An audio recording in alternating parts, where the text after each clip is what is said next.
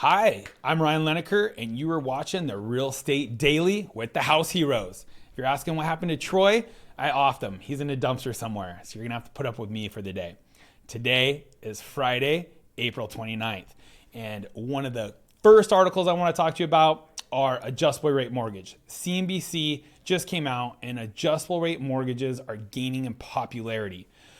Really, when you've got a 30-year fixed mortgage that's ultra low, like we've seen in the past year and a half or so, it doesn't really make a lot of sense to take an adjustable rate mortgage because the gap in the interest rates are so close. So it's easier to take that fixed rate, it's ultra low, and not worry about it. But now that rates are shooting up, for first-time home buyers, for investors, and for people looking at cash-out refinances, an adjustable rate mortgage may be the ticket.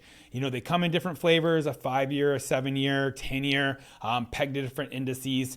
You really should get with your mortgage professional or debt coach and see if one of these is right for you. You know, if you're looking to pull out money to do an ADU, or you're looking at, paying off that, RV purchase, when we had that flu a while back and everybody was buying boats and RVs and everything, and now they're looking at their overall payment, it might make sense to get into a lower adjustable rate mortgage. And if you're saving money every month, you can even actually put that money back into your house payment and pay down the principal faster, and you might actually even save more over that period of time. So adjustable rates, they are absolutely rising in popularity. It's something you should not rule out.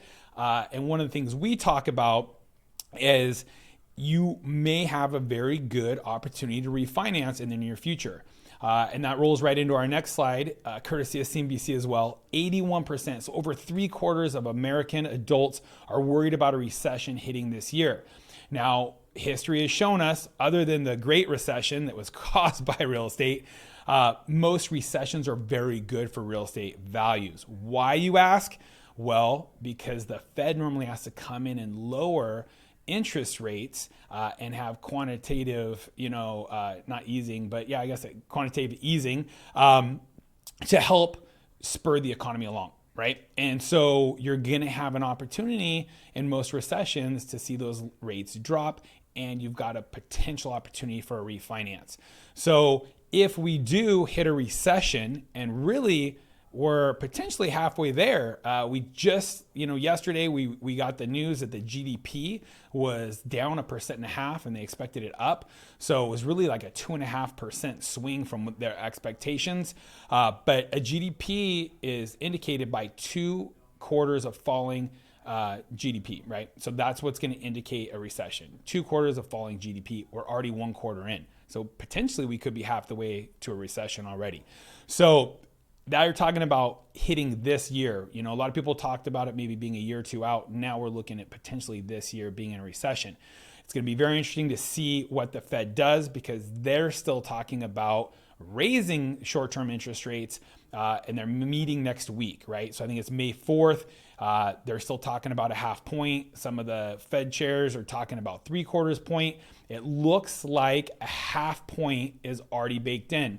Go to Market Watch here. Fed's 0.5 percentage point interest rate hike next week seen baked in the cake. I love that. Look at that cake. I don't know. Now I'm hungry. So that's what we're looking at. We're looking at all of these different numbers and factors, and what is that going to have on real estate. So we're expecting a good opportunity to get a low rate through adjustable rates for the foreseeable future, potential of refinancing down the road. And if we do hit a recession and the Fed has to go back to quantitative easing, maybe even buying mortgage-backed securities again and flooding liquidity into that side of the market, you may see a good opportunity to refi, but also real estate prices going back up, right? It's coming down to supply and demand, and we still have a lack of supply, and we're having a ton of demand. So if you add more demand, it could just throw fuel on the fire. Here we are, 30-year conforming mortgage. It's roughly, this is yesterday's, it's roughly 5.35. If you look, it's had, let me scroll up here. You've had about a week of kind of stabilizing right here in that 5.3 range for 30-year conforming. So On top of that, if you guys would like to come see Troy, the man himself, and myself, Ryan, we are going to be doing a free home buyer workshop at Buffalo Wild Wings in Corona. Check the link below. You can go ahead and reserve your spot for it. And we would love to see you there. Any questions you have, as always, you can DM us, you can message on this video, or you can come see us in person. Corona, May 11th, 6:30 p.m. Definitely check the link below. And thank you for joining us here on the Real Estate Daily. I'll make sure I pull Troy out of that dumpster and get him back on here for you. Take care.